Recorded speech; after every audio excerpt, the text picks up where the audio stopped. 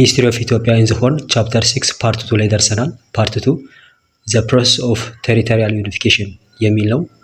ይህም የግዛት አንድነት ሂደት የሚል ትርጓሜ ያለው።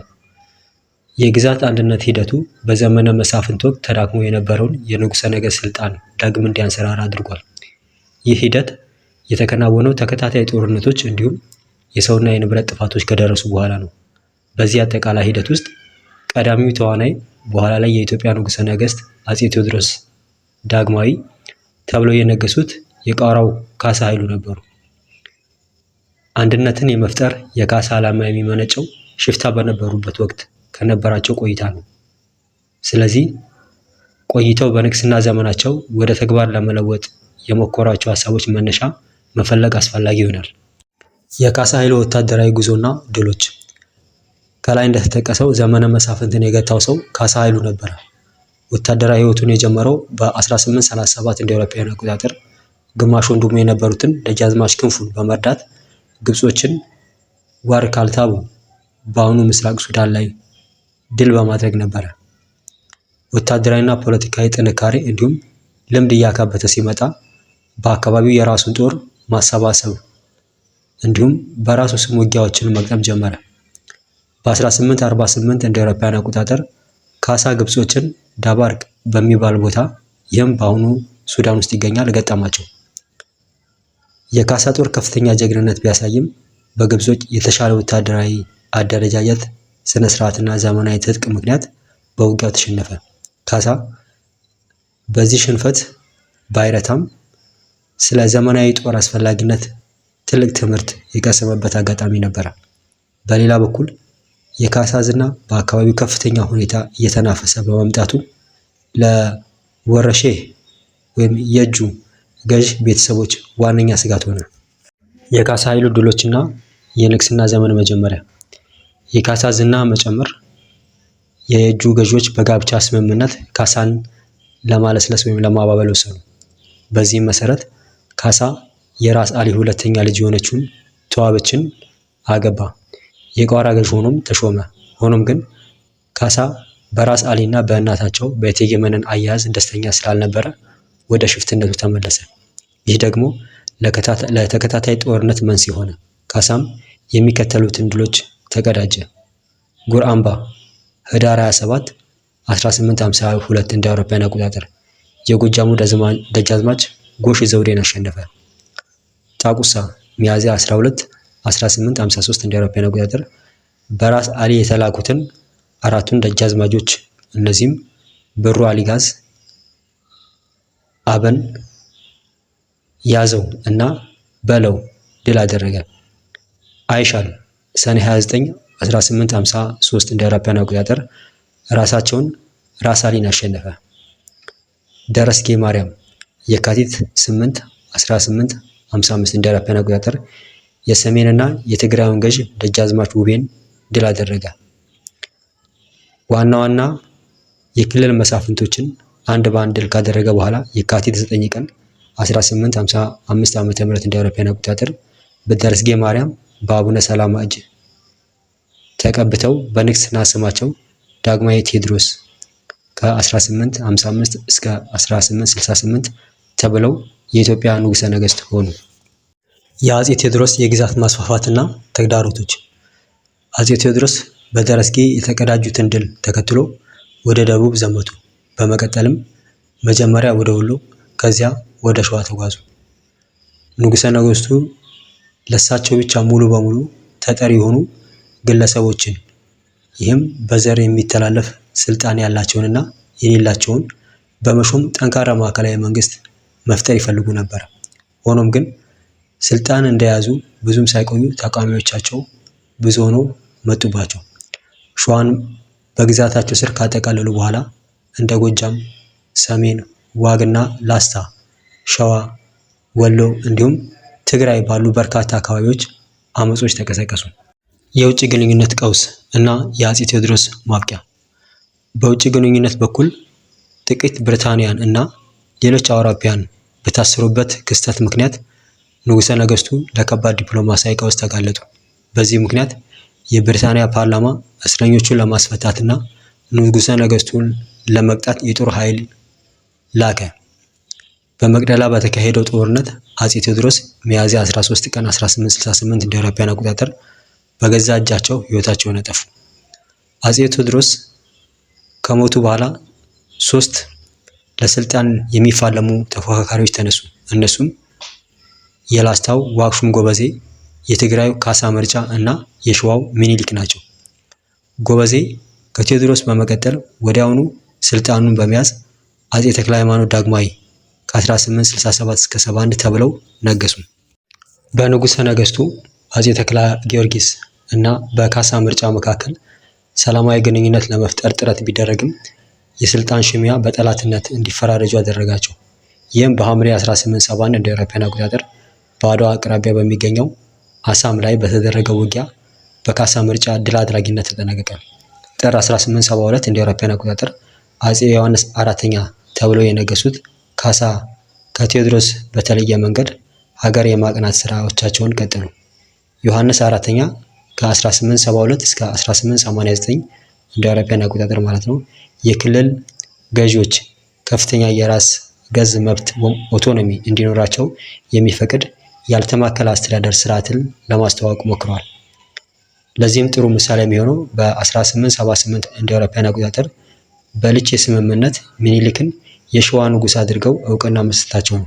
በተመሳሳይ ሁኔታ ዮሐንስ በ1881 እንደ አውሮፓውያን አቆጣጠር የጎጃሙን ራስ አዳል ተሰማን የጎጃምና የከፋ ንጉሥ በማድረግ ንጉሥ ተክለ ሃይማኖት በሚል ስም ሾመዋል። እሳቸው ዋግና ላስታ፣ ሰሜን ቤጌ ምድር፣ አማራ ሳይንት፣ ጎጃም፣ ወሎ፣ ሸዋ እና መረብ ምላሽን ጨምሮ በአብዛኛው ክርስቲያን የሆኑ ግዛቶችን አንድነት ለረጅም ጊዜ ማስጠበቅ ችለው ነበር። አጼ ዮሐንስ አራተኛ በኢትዮጵያ ኦርቶዶክስ ተዋሕዶ ቤተ ክርስቲያን የነበረውን የሃይማኖት ክርክር ለመቋጨትና በአገሪቱ አጠቃላይ የሃይማኖት አንድነት ለማምጣት ጥረዋል። በዚህ ረገድ በ1878 እንደ አውሮፓውያን አቆጣጠር በተካሄደው የቦሩ ሜዳ ላይ በመገኘት ተዋሕዶ የቤተ ክርስቲያኒቷን ብቸኛ ቀኖና ወይም ዶክትሪን መሆኗን አውጀዋል። ይህንን ተከትሎም ሙስሊሞችና የሌሎች እምነቶች ተከታዮች ወደ ኦርቶዶክስ ክርስትና እንዲቀየሩ ተደርገዋል። በዚህ መሰረት እንደ መሐመድ አሊና አህመዲ ሊበን ያሉ ታዋቂ የወሎ መሪዎች ምንም እንኳን ፍላጎቱ ባይኖራቸውም የንጉሠ ነገሥቱ ጥሪ በመቀበል ወደ ክርስትና ተቀየሩ። ስማቸውን በቅደም ተከተል ወደ ራስ ሚካኤል እና ደጃዝማች ኃይለማርያም ለወጡት። ሌሎች ደግሞ የንጉሠ ነገሥቱን ትዕዛዝ በይፋ የተቀበሉ ቢመስሉም በሚስጥር ሙስሊም ሆነው በመቅረት ቀን ክርስቲያን ሌሊት ሙስሊም ሆኑ። የቀሩት ደግሞ ትዕዛዙን በመቃወም ከወሎ ወደ አርሲ፣ ጉራጌ፣ ጅማ እንዲሁም ሱዳን ተሰደዱ። የተወሰኑት ደግሞ በሻህ ጦላ ወይም ጥልሃ ጃዕፋር መሪነት አመፁ። ይህም በአጼ ዮሐንስ አራተኛ በኩል ጠንካራ እርምጃ እንዲወሰድባቸው ምክንያት ሆኗል። በውጭ በኩል አጼ ዮሐንስ በተለያዩ ጊዜያት ከግብጾች፣ ከጣሊያኖችና ከማዲሶች ፈተናዎች ገጥሟቸው ነበር። በ1889 እንደ አውሮፓውያን አቆጣጠር ከማዲሶች ጋር መተማ ላይ ሲዋጉ ሕይወታቸው አልፏል። ንጉሠ ነገሥቱ መንገሻ ዮሐንስ ወራሻቸው አድርገው ሰይመው ነበረ። ቢሆንም የስልጣን ሽኩቻው የንጉሱን ካምፕ ከፋፈለው። በዚህ ምክንያት መንገሻ ለንጉሠ ነገሥትነት መንበር ያደረገው ሙከራ አልተሳካም። በዚህም የተነሳ የሸዋው ንጉሥ ሚኒሊክ ዙፋኑን በመያዝ አጼ ሚኒሊክ ዳግማዊ ከ1889 እስከ 1993 ሆኑ። ራስ መንገሻ ግን ለአጼ ሚኒሊክ ለመገዛት ፈቃደኛ አልነበሩም። ውጥረቱ እልባት ያገኘው ሚኒሊክ በ1889 እንደ አውሮፓውያን አቆጣጠር መንገሻን በኃይል ለማስገበር ዘመቻ ካደረጉ በኋላ ነው። ራስ መኮንን ወልደ ሚካኤል አካባቢውን ለአንድ ዓመት ያህል በጊዜያዊነት ካስተዳደሩ በኋላ ራስ መንገሻ የትግራይ ገዥ ሆነው ተሾሙ። ቢ ቴሪቶሪያል ኤክስፓንሽን የግዛት መስፋፋት። ከላይ እንደተጠቀሰው አጼ ቴዎድሮስ ዳግማዊ፣ አጼ ዮሐንስ አራተኛ እና ሌሎችም ሀገር የመገንባቱን ተግባር ዓላማቸው አድርገው ተንቀሳቅሰዋል። ሆኖም ግን በዚህ ረገድ እጅግ ስኬታማ የነበሩት የሸዋው ሚኒሊክ ናቸው። ለዚህ ስኬታቸውም ከሌሎች ምክንያት በተጨማሪ ዘመናዊ የጦር መሳሪያዎችን የማግኘት ዕድል መኖሩ በዋነኝነት ይጠቀሳል። ንጉሠ ነገሥቱ ወታደራዊ አቅማቸውን እንደገነቡ የረዳቸው በሀብት የበለጸጉ አካባቢዎችን መቆጣጠራቸው እንዲሁም የጀነራሎቻቸው ቁርጠኝነት ለስኬታቸው ትልቅ አስተዋጽኦ ነበረው። የሚኒሊክ የግዛት ማስፋፋት ሂደት በ3 ምዕራፎች ሊከፈል ይችላል። እነሱም የሸዋ ንጉስ በነበሩበት ወቅት ከ1865 እስከ 89፣ ከ1889 እስከ 96 ባለው ጊዜ እንዲሁም ከአድዋ ድል በኋላ ከ1896 እስከ 1900 ናቸው። እንደ አውሮፓውያን አቆጣጠር ከ1870ዎቹ በፊት ምኒልክ የአካባቢውን መሪዎች በተለይም የሰላሌውን አሼ ሩፎን፣ የጉለሌውን ዱላ አራጌን፣ የግንቢቹን ጡፋ ሙናን፣ የሶዶውን ጡሬ ገላቴን እንዲሁም ሌሎችንም በመቆጣጠር የቱለማና የምስራቅ ሜጫ ኦሮሞ ግዛቶችን ቀደም ብለው አጠቃለው ነበረ። በሌላ በኩል እንደ ራስ ጎበና ዳጬ፣ ፊታውራሪ ሀብተ ጊዮርጊስ ዲነግዴ፣ ደጃዝማች ባልቻ ሳፎ ወይም አባ ነፍሶ እንዲሁም ሌሎች የኦሮሞ ልሂቃን ለዘመናዊ የኢትዮጵያ ሀገር ምስረታ በጋራ ሰርተዋል። በ1875 እስከ 76 እንደ አውሮፓውያን አቆጣጠር የሰሜን ጉራጌ ወይም ክስታኔ ህዝቦች ከሸዋ መንግስታት ሀገራት ጋር በነበራቸው የሃይማኖት ትስስር፣ በጂኦግራፊያዊ ቅርበት እንዲሁም በአካባቢያቸው ካሉ ተቀናቃኞቻቸው በተለይም በዙሪያው ካሉ ኦሮሞዎች ሊሰነዘርባቸው ከሚችለው ጥቃት በስጋት በሰላማዊ መንገድ ለሚኒሊክ ገብተዋል። በሌላ በኩል በቀቤናው ሐሰን እንጃሞ የሚመራው የሀዲያ ጉራጌ ጥምረትን የያዘው የምዕራብ ጉራጌ ጦር በ1888 እንደ አውሮፓውያን አቆጣጠር ራስ ጎበና ተቃውሟቸውን እስካሸነፉ ድረስ የሚኒሊክ ኃይል በጽኑ ተከላክለዋል። የሚኒሊክ ግዛት ማስፋፋት ወደ ምዕራብ እንዲሁም ደቡብ ምዕራብ አካባቢዎች በኃይልና በሰላማዊ መንገድ በማስከበር ተጠናቋል። ከአባይ ወንዝ በስተደቡብ ባሉ ክልሎች በተለይም በሆሮ ጉዱሩ የጎጃሙ ራስ አዳል ተሰማ ከ1870ዎቹ አጋማሽ ጀምሮ ቁጥጥራቸውን አረጋግጠው ነበረ። ምንም እንኳን ከሆሮ ሞቲ ወይም ንጉስ አቢሼ ጋርባ ብርቱ ተቃውሞ ቢገጥማቸውም የአዳል ጦር የአቢሼንና አጃቢዎቹን ኮኮር በሚባል ቦታ በድንገት ደራሽ ጥቃት በቁጥጥር ስር አውሏቸዋል። በዚህ ምክንያት ራስ አዳል ከ1881 ጀምሮ ንጉስ ተክለ ሃይማኖት የሚባሉት አካባቢውን ሲያስተዳድሩ ቆይተዋል።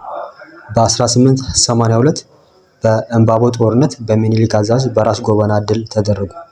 በእምባቦ ጦርነት በኋላ ለቃ ነቀምቴ፣ ለቃ ቀለም እና የጅማው አባጂፋር በሰላማዊ መንገድ ለሚኒሊክ እጃቸውን ሰጡ። ሚኒሊክም የራስ ገዝ መብታቸውን ወይም ኦቶኖሚ እውቅና ለመጠበቅ ቃል ገቡላቸው። በሌላ በኩል ጋርቢጂሎ ወይም ለቃ ቢሎ፣ ቱቹዳኖ ወይም ለቃ ሆርዳ፣ ሊግዲ ባከሬ ወይም ለቃ ነቀምቴ፣ ገንዳ ቡሳን ወይም ሲቡ ሱሬ፣ መርዳሳ ኮንጪ ወይም ኖኖ ሚጌራ እንዲሁም ቱሪ ጃጋን ወይም ደግሞ ኖን ሮጌ ጥምረት በመፍጠር በጉራዶባ ጦርነት በናደው ወንድሞች እነዚህም ደስታ ድልነሳውና ተሰማ የሚመራውን የሚኒሊክ ጦር ድል አድርገዋል። በተመሳሳይ ሁኔታ ከዲዲሳ ወንዝ በስተ ምዕራብ የሲቡ ዋጩ ዳባሌ፣ የኖሌ ካባው፣ ጆርጎ ዳጎግ እና ሌሎችም ጥምረት በመፍጠር እንደ ሞረዳ እና አመንቴ ባካሪ ያሉ የሚኒሊክ አካባቢ አጋሮችን ሳምቦ ዳሮ ላይ ገጥሟቸዋል። በኋላ ላይ ግን እነዚህ ጥምረቶች ድል ተደርገዋል። በጊቤ አካባቢ የጉማው ፌሪሳ ከ1889 እስከ 1901 እንደ አውሮፓውያን አቆጣጠር ድረስ የሚኒሊክን ጦር ተዋግተዋል። የንጉሠ ነገሥቱ ጦር ከጎማው አባ ባሶ ተመሳሳይ ተቃውሞ የገጠማቸው ቢሆንም በ1900 እንደ አውሮፓውያን አቆጣጠር መጀመሪያ ላይ በራስ ደምሰው ነሲቡ አሸናፊነት ተጠናቋል። እንዲሁም የራስ ተሰማ ናደው ጦር ቁርሳ ጎጊላ ላይ ከፋታንሳ ጋር ካደረገው ውጊያ በኋላ ኢሎ አባቦርን በማዕከላዊ መንግስት ስር አጠቃሏል። ንጉስ ሚኒሊክ ንጉሠ ነገሥት ከመሆናቸው በፊት ካደረጓቸው ዘመቻዎች ሁሉ ምናልባትም እጅግ ረጅም እና ደም አፋሳሽ የነበረው በአርሲ ኦሮሞ ላይ የተደረገው ውጊያዎች ነበሩ። ይህም ሰፊ አካባቢ ለመቆጣጠር ከ1882 እስከ 1886 እንደ አውሮፓውያን አቆጣጠር ድረስ 6 የተለያዩ ዘመቻዎችን ለማድረግ ተገደዋል። ሚኒሊክ እንደ ሱፋኩሶ፣ ዳሙ ኦሱ፣ ላንጂሶ ዲጋ፣ ጎሳ ዲላሞ እንዲሁም ሮባ ቡታ ባሉ ታዋቂ መሪዎች ከሚመራው የአርሲ ኦሮሞ ጦር ብርቱ ተቃውሞ ገጥሟቸዋል። በመጀመሪያዎቹ የግጥሚያዎች የአርሲ ኦሮሞዎች በዶዶታ እና በቃለታ የሚኒሊክን ጦር ድል አድርጓቸው ነበር። ሆኖም ግን በአካባቢው ደጋፊዎች የመረጃ እዝ ታጅቦ በራስ ዳርጌ ሳህለስላሴ የሚመራው ጦር መስከረም 6 ቀን 1886 እንደ አውሮፓውያን አቆጣጠር በአዙሌ ጦር የአርሲ ኦሮሞን ድል አደረገ። የአዙሌ ጦርነት ተከትሎ በ1887 እንደ አውሮፓውያን አቆጣጠር በአርሲ ኦሮሞ ላይ ከፍተኛ ጉዳት ያደረሰው የአኖሌ ክስተት ተፈጽሟል። በምስራቅ በኩል የሚኒሊክ አዛዥ የነበሩት ደጃች ወልደ ገብርኤል የሐረሪውን ኢምር አብዱላሂን ከ1885 እስከ 1887 የነገሰው እንዲሁም የኢቱ ሁምባናውን ባከር ዋሬን ተዋግተዋል። ሆኖም ግን ተቃውሞ ያደረጉት ኃይሎች ጥር 6 ቀን 1887 እንደ አውሮፓውያን አቆጣጠር በጨለንቆ በተደረገው የመጨረሻው ውጊያ ድል ተደረጉ። ይህንንም ተከትሎ አጼ ሚኒሊክ ዳግማዊ ደጃች በኋላ ራስ መኮንን ወልደ ሚካኤልን የክፍለ ሀገሩ ገዥ አድርገው ሾሙ። ከ1888 እስከ 1892 እንደ አውሮፓውያን አቆጣጠር የተከሰተው ታላቁ ረሃብ ወይም ክፉ ቀን ሚኒሊክ ወደ ደቡብ ኢትዮጵያ ላደረጉት የግዛት ማስፋፋት የራሱን አስተዋጽኦ አድርጓል። በዚህ መሰረት የሚኒሊክ ጦር ዳውሮ ኮንታን በ1889 እንደ አውሮፓውያን አቆጣጠር እንዲሁም ከምባታን በ1890 እንደ አውሮፓውያን አቆጣጠር ተቆጣጠረ። ከ1890ዎቹ መጀመሪያ አንስቶ እስከ 1894 ድረስ የሚኒሊክ ጦር ባሌን፣ ሲዳማን፣ ጋሞ ጎፋን እንዲሁም ወላይታን በቁጥጥር ስር አውሏል። በወላይታ ዘመቻ ላይ እንደ የወሎው ራስ ሚካኤል፣ ፊታውራሪ ገበየው ጉርሙ፣ ሊቀ መኳስ አባተ ቧያለው፣ ደጃች ባልቻ ሳፎ፣ ራስ ወልደ ጊዮርጊስ እና የጅማው አባጅፋር ሁለተኛ ያሉ ብዙ ታዋቂ መሪዎች ተሳትፈዋል። በካቦ ወይም ንጉስ ጦና ይመራ የነበረው የወላይታ ተቃውሞ በ1894 እንደ አውሮፓውያን አቆጣጠር በሚኒሊክ ጦር ድል የተደረገ ሲሆን በዚህም ውጊያ የብዙ ሰዎች ሕይወት አልፏል። ከላይ የተጠቀሱትን ተከትሎ ጌዲዮ፣ ቦረና እና ኮንሶ በማዕከላዊ መንግስት ስር ተጠቃለዋል። ከአድዋ ጦርነት በኋላ የሚኒሊክ ጦር ከፋን፣ ቤኒሻንጉልን እና ጋምቤላን በማጠቃለል ሂደቱን ቀጥሏል። የከፋ ግዛት የማጠቃለል ሂደት ከሰው ሕይወት መጥፋት አንጻር ከወላይታው ተሞክሮ ጋር ተመሳሳይ ነበር። እንደ አውሮፓውያን አቆጣጠር በ1897 የከፋው ንጉስ ታቶ ጋኪሰሪቾ በራስ ወልደ ጊዮርጊስ ከሚመራው ሚኒሊክ ጦር ጋር ተዋግቶ ተሸንፏል። ቤኒሻንጉል በ1897-98 እንደ አውሮፓውያን አቆጣጠር ከፋደኞ ጦርነት በኋላ ሲጠቃለል፣ ይህንንም ተከትሎ በ1898-99 እንደ አውሮፓውያን አቆጣጠር የማጂ ግዛት በቁጥጥር ስር ውሏል። የግዛት ማስፋፋት ሂደቱ እስከ 1908 እንደ አውሮፓውያን አቆጣጠር ድረስ ከጎረቤት የቀኝ ገዢዎች ኃይሎች ጋር በተደረጉ የድንበር ስምምነቶች ተጠናቋል። አብዛኞቹ እነዚህ ስምምነቶች የተፈረሙት ከአድዋ ድል በኋላ ነው። ከሚኒሊክ በኋላ በ20ኛው ክፍለ ዘመን መጀመሪያ አስርተ ዓመታት ውስጥ የክልል የራስ ገዝ መብቶችን በመሰረዝ ማዕከላዊ እና አንድነቱ የተጠበቀ መንግስት የመገንባቱ ሂደት ቀጥሏል። በዚህም ሂደት ውስጥ የሚከተሉት አካባቢዎች በተፈሪ መኮንን ወይም ኃይለ ሥላሴ ቀዳማዊ አማካኝነት የራስ ገዝ መብታቸው ተሰርዞ ተራ ክፍለ ሀገራት እንዲሆኑ ተደርጓል። ወሎ በ1916 እንደ አውሮፓውያን አቆጣጠር የሰገሌ ጦርነትና የንጉስ ሚካኤልን ሽንፈት ተከትሎ፣ በጌምድር በ1930 እንደ አውሮፓውያን አቆጣጠር የአንቺም ጦርነትና የራስ ቡክሳ ወለን ሽንፈት ተከትሎ፣ ጎጃም በ1932 እንደ አውሮፓውያን አቆጣጠር፣ ጅማ በ1933 እንደ አውሮፓውያን አቆጣጠር